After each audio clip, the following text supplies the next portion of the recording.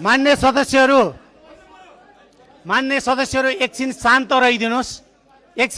रहिदिनुहोस्, केही कुरा सुनिदिनुहोस्, त्यसपछि म तपाईहरुलाई आफ्नो कुरा राख्ने मौका पनि दिन्छु।